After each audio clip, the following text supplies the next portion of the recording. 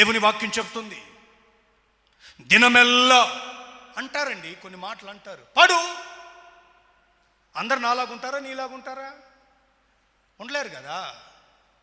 సరే, వాళ్ళు అన్నారు దుర్మార్గులు. నీ బుద్ధి ఏమైంది? ఇప్పుడు ఆడెవడో గడ్డి తిన్నారు, నేను తింటానా?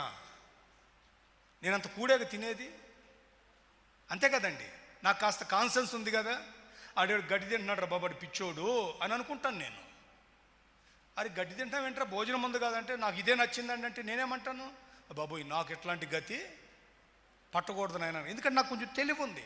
నేను అంటాను, సంఘంలో నీకు ఒక విషయం వచ్చింది, సంఘంలో ఒక ఇష్యూ వచ్చింది, నువ్వేం చేయాలి? వదకు తేబడిన గొర్రె. ఒకవేళ యేసయ్య గాని అలా అప్పగించుకోకపోతే ఈ రక్షణ అనే నాణ్యం నీకుండేదా? విశ్వాసం అనే నాణ్యం నీకుండేదా? నిబంధన అనే నాణ్యం నీకుండేదా? నువ్వెలా